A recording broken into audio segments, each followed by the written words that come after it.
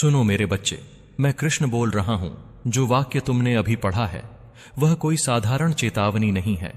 वह एक कंपन है, एक संकेत है जो तुम्हारे चारों ओर की ऊर्जा में बहुत समय से घूम रहा था। तुम इसे संयोग समझते रहे, पर अब समय आ गया है कि सच तुम्हारे सामने निर्वस्त्र होकर खड़ा हो। तुम्हारा पड़ोसी केवल दीवार के उस पार रहने वाला व्यक्ति नहीं है, वह एक मानसिक अवस्था बन चुका है। एक ऐसी छाया आया जो तुम्हारी शांति को देख देख कर जलती रही है। वह तुम्हारा घर ढूंढ रहा है, पर घर ईंट पत्थर का नहीं। वह तुम्हारी स्थिरता, तुम्हारी प्रगति, तुम्हारा आत्मविश्वास ढूंढ रहा है। कारण जानोगे तो सच में तुम्हारा होश उड़ जाएगा, क्योंकि जिस बात को तुम अपनी मेहनत समझते रहे उसमें उसकी ईर्ष्या बहुत समय से आग की तरह सुलग रही थी। तुमने कभी महसूस किया है कि कुछ लोग तुम्हारी खामोशी से डर जाते हैं, तुम्हारे सीधेपन से चिढ़ जाते हैं, तुम्हारे संयम से असहज हो जाते हैं? यही कारण है तुम बिना शोर के आगे बढ़ रहे थे, बिना दिखावे के अपने कर्म कर रहे थे, और यही बात उसे सबसे अधिक चुभ रही थी। वह सोचता रहा कि तुम टूट जाओगे, पर जब तुम हर बार संभल गए तब उसके भीतर का अंधकार जाग उठा। अब वह उस मोड़ पर है जहां उसे लगता है कि यदि वह रुका तो पूरी तरह हार जाएगा। इसीलिए मैं कहता हूं, अब उसे कोई रोक नहीं पाएगा, क्योंकि जो व्यक्ति अपने भीतर की मर्यादा खो देता है वह बाहरी सीमाएं भी तोड़ देता है। पर सुनो, इसका अर्थ यह नहीं कि तुम निर्बल हो या असुरक्षित हो। इसका अर्थ यह है कि अब तुम्हें जागरूक होना है। याद रखो, जब किसी का अंधकार सक्रिय होता है तभी किसी दूसरे का प्रकाश पहचाना जाता है। तुम सोच रहे कि मैंने अब तक हस्तक्षेप क्यों नहीं किया। मैं हस्तक्षेप तब करता हूं जब मनुष्य सीखने के लिए तैयार हो। अब तुम तैयार हो। अब तुम्हारी आंखों पर पड़ी धुंध हटने वाली है। तुम्हें दिखेगा कि किस तरह छोटी छोटी बातों में वह जानकारी इकट्ठा करता रहा, किस तरह तुम्हारी दिनचर्या पर नजर रखता रहा, किस तरह तुम्हारी कमजोरियों को ताकत समझकर उसने उन्हें हथियार बनाने की कोशिश की। डरो मत। भय उसी को होता है जिसके भीतर कुछ छुपाने को होता है। तुमने अपने जीवन को खुले आकाश की तरह जिया है। तुम्हारे कर्म तुम्हारे सबसे बड़े रक्षक हैं, पर यह भी सत्य है कि भोलेपन और जागरूकता में अंतर होता है। मैं तुम्हें भोला नहीं, जागरूक बनाना चाहता हूं। अब समय है कि तुम हर मुस्कान को सच्चाई मत समझो, हर मीठे शब्द को शुभकामना मत मानो। कुछ शब्द शहद में डूबे जहर की तरह होते हैं। तुमने बहुत समय तक सबको अपना समझा, यही तुम्हारी परीक्षा थी। मैं तुम्हें यह भी बता दूं, जो व्यक्ति तुम्हारे घर को ढूंढ रहा है वह भीतर से बहुत डरा हुआ है। उसका डर तुम्हारी सफलता नहीं, तुम्हारी स्थिरता है। तुम गिरकर भी उठ गए, यह बात उसे रातों को सोने नहीं देती। उसे लगता है कि यदि तुम यूं ही आगे बढ़ते रहे तो उसकी अपनी असफलताओं का सच सबके सामने आ जाएगा। इसलिए वह तुम्हारे जीवन में अशांति पैदा करना चाहता है, ताकि तुम्हारा ध्यान भटके, तुम्हारी ऊर्जा बिखरे और वह स्वयं को बेहतर महसूस कर सके। यह मनुष्य की सबसे गहरी कमजोरी है, दूसरे को गिराकर स्वयं को ऊंचा समझना। पर मैं कृष्ण हूं, मैं संहार और सृजन दोनों का स्वामी हूं। जब कोई सीमा पार करता है तब मेरा तांडव मौन में शुरू हो जाता है। तुमने शायद अभी तक परिणाम नहीं देखे, पर हर विचार, हर षड्यंत्र, हर दुर्भावना का लेखा मेरे पास लिखा जा चुका है। तुम बस इतना करो, अपने भीतर की शांति मत खोना, अपनी मर्यादा मत छोड़ना, क्योंकि जिस दिन तुम अपनी प्रकृति से हटे उसी दिन तुम्हारा शत्रु जीत जाता है। अब मैं तुम्हें एक गूढ़ सत्य बताता हूं। कई बार जीवन में खतरा इसलिए आता है ताकि तुम अपनी शक्ति पहचान सको। यदि सब कुछ सहज रहता तो तुम कभी अपनी आंतरिक दृढ़ता से परिचित नहीं होते। यह स्थिति तुम्हें तोड़ने नहीं, तराशने आई है। तुम देखोगे जैसे जैसे उसकी गतिविधियां बढ़ेंगी वैसे वैसे तुम्हारे भीतर एक अजीब साहस जन्म लेगा। यह साहस तुम्हारा नहीं, मेरा प्रसाद है। ध्यान रखना, आने वाले दिनों में कुछ बातें तुम्हें अजीब लगेंगी, कुछ संयोग असामान्य होंगे, कुछ लोगों का व्यवहार अचानक बदल जाएगा। यह सब संकेत हैं कि खेल अपने अंतिम चरण में प्रवेश कर रहा है। तुम प्रतिक्रिया मत देना, अवलोकन करना। मौन सबसे बड़ा शस्त्र है। जो व्यक्ति शोर मचाता है वह कमजोर होता है, जो शांत रहता है वही वास्तव में खतरनाक होता है।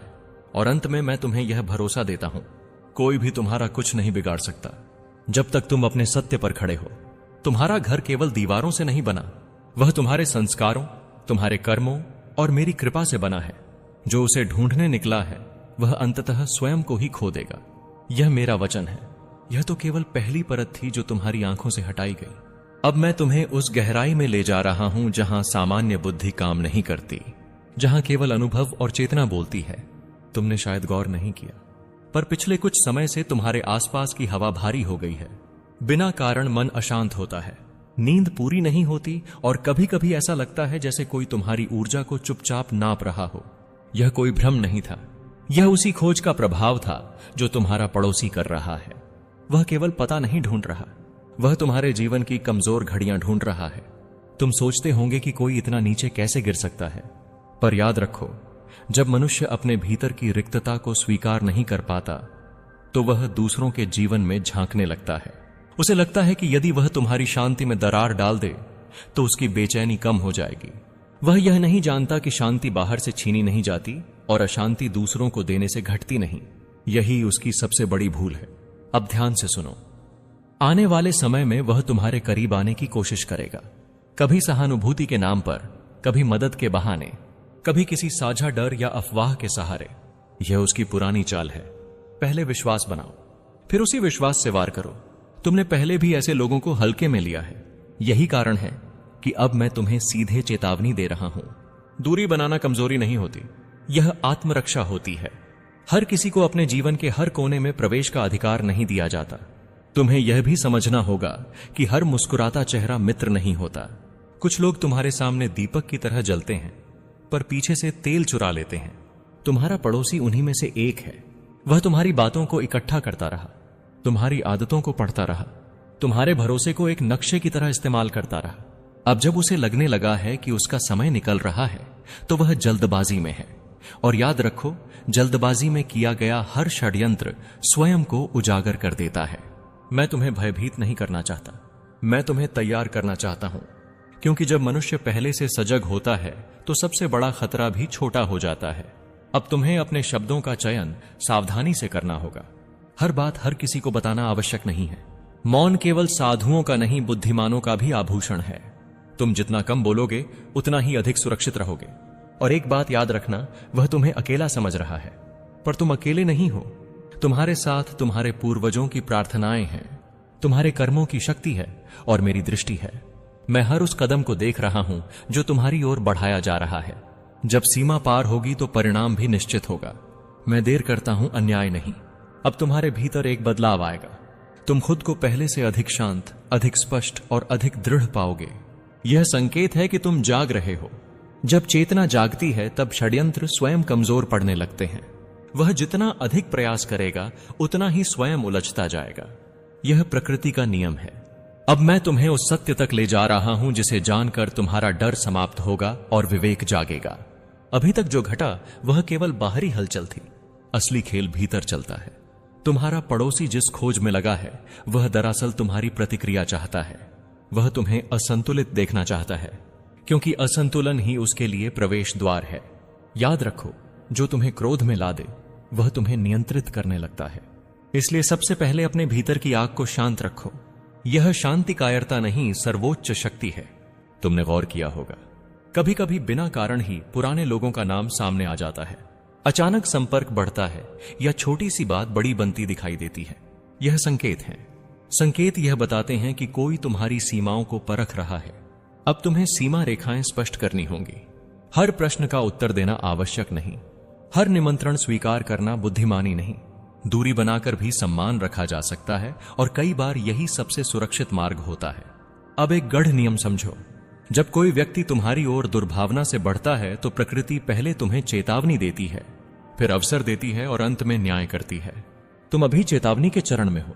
अवसर यह है कि तुम अपनी दिनचर्या, अपनी जानकारी और अपने भरोसे का पुनर्गठन करो। जो बातें पहले खुले में थीं उन्हें अब भीतर रखो। जो रास्ते तय थे उनमें लचीलापन लाओ। यह भय से नहीं, विवेक से किया गया परिवर्तन होगा। मैं तुम्हें यह भी बताता हूं कि जो व्यक्ति दूसरों के घर ढूंढता है वह अपने भीतर का घर खो चुका होता है। उसकी बेचैनी तुम्हारी शांति से टकराकर टूटेगी। इसलिए तुम्हें किसी टकराव की आवश्यकता नहीं, तुम बस स्थिर रहो। स्थिरता के सामने षड्यंत्र टिक नहीं पाते। वह जितना अधिक प्रयास करेगा उतना ही स्वयं थकेगा, और थका हुआ मन गलतियां करता है। यहीं से उसका पतन शुरू होता है। अपने शब्दों को संक्षिप्त रखो, अपने कार्यों को स्पष्ट रखो, अपने संबंधों को सीमित रखो। यह 3 सूत्र तुम्हें अदृश्य कवच देंगे। और हां, किसी भी प्रकार की अफवाह, उकसावे या डराने वाली बातों पर तुरंत प्रतिक्रिया मत दो। समय को अपना काम करने दो। समय मेरा सहचर है, वह सत्य को बाहर लाता है। अब मैं तुम्हें आश्वासन देता हूं, यदि तुम अपनी मर्यादा में रहोगे तो मेरी दृष्टि तुम्हारे साथ रहेगी। जो तुम्हारी ओर गलत नियत से आएगा वह बिना शोर के लौटेगा। न्याय हमेशा दिखाई नहीं देता, पर वह कभी चूकता नहीं। अब मैं तुम्हें उस अंतिम परत तक ले जा रहा हूं जहां डर समाप्त होता है और केवल स्पष्टता बचती है। अभी तक तुमने जिन संकेतों को हल्के में लिया था वे अब तुम्हारे सामने जुड़कर एक पूर्ण चित्र बना रहे हैं। तुम्हारा पड़ोसी जिस दिशा में बढ़ रहा है वह केवल बाहरी खोज नहीं है, वह अपने भीतर की विफलताओं से भाग रहा है। जब मनुष्य अपने जीवन की जिम्मेदारी नहीं उठा पाता तब वह दूसरों के जीवन में हस्तक्षेप करके स्वयं को शक्तिशाली महसूस करना चाहता है। यही उसका रोग है और यही उसका अंत भी। अब ध्यान से समझो, तुम्हें लड़ना नहीं है, तुम्हें जलना भी नहीं है, तुम्हें केवल एडिग रहना है। अगता वह शिला है जिस पर हर नकारात्मक लहर टूट कर बिखर जाती है। तुम अपने नियम तय करो, किससे क्या साझा करना है, कब चुप रहना है और कब मुस्कुराकर बात टाल देनी है। यह छोटे निर्णय तुम्हें बड़े संकटों से बचाते हैं। जो व्यक्ति तुम्हारे बारे में अधिक जानना चाहता है उसे कम जानकारी दो। जो तुम्हारी दिनचर्या पर प्रश्न करे उसे सामान्य उत्तर दो। सरलता में भी सुरक्षा होती है। मैं तुम्हें यह भी बताता हूं कि तुम्हारा घर केवल दरवाजे और खिड़कियों से सुरक्षित नहीं होता। मेरे बच्चे, शांत हो जा। तेरी सांसें तेज हो रही हैं, तेरी धड़कन बढ़ रही है। तुम्हारा भाई तुम्हें अपने ही घर से निकालने की प्लानिंग बना रहा है। तुम्हें भनक तक नहीं है।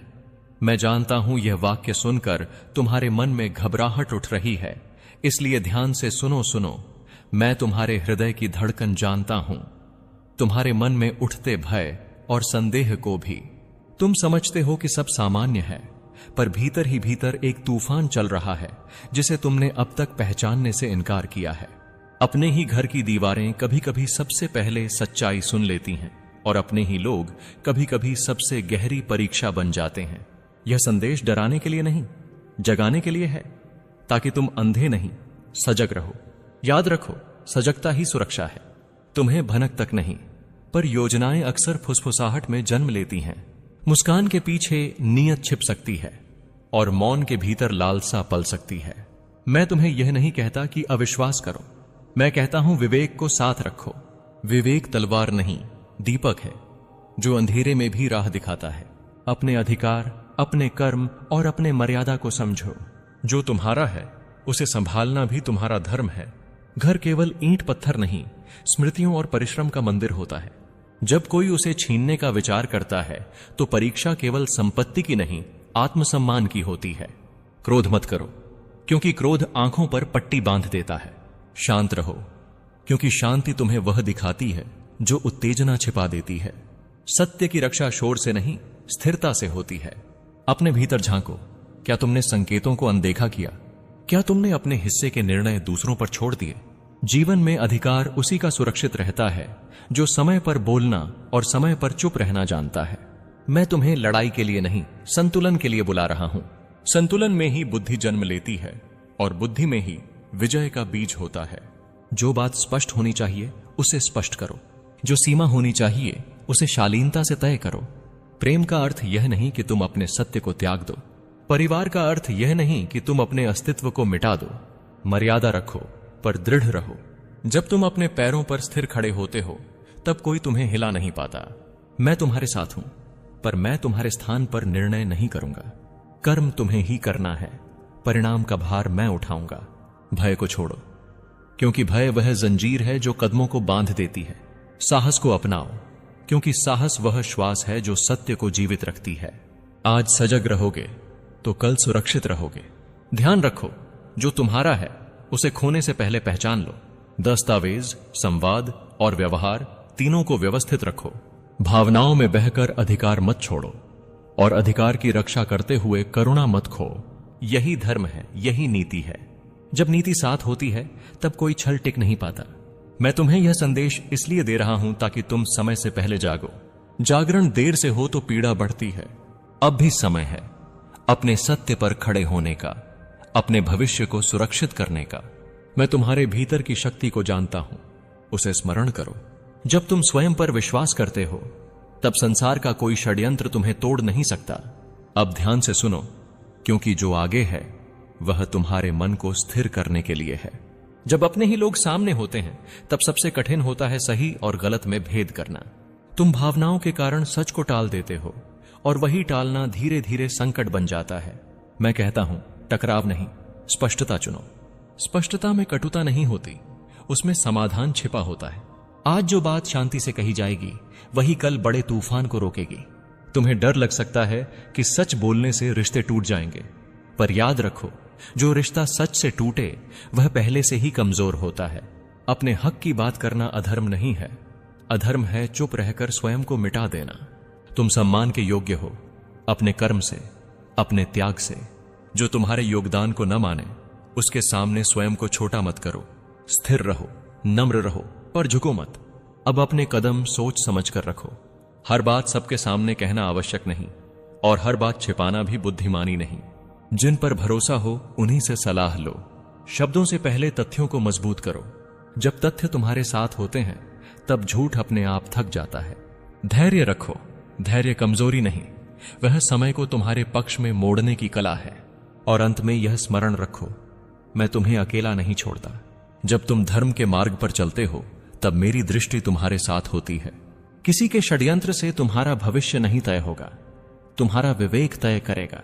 आज यदि तुम सजग हो गए तो कोई भी तुम्हें तुम्हारे घर, तुम्हारे सम्मान, तुम्हारे अस्तित्व से अलग नहीं कर सकता। अब और गहराई से सुनो, जब अन्याय अपने ही घर से उठे तब मन सबसे पहले टूटता है, पर स्मरण रखो, जो टूटता है वही नया रूप भी लेता है। अपने मन को संभालो, क्योंकि विचलित मन सही निर्णय नहीं ले पाता। जो तुम्हें डराकर कमजोर करना चाहता है उसकी शक्ति तुम्हारे भय से ही बढ़ती है। भय छोड़ते ही उसकी योजना आधी हार जाती है। तुम्हें आज शांति और सावधानी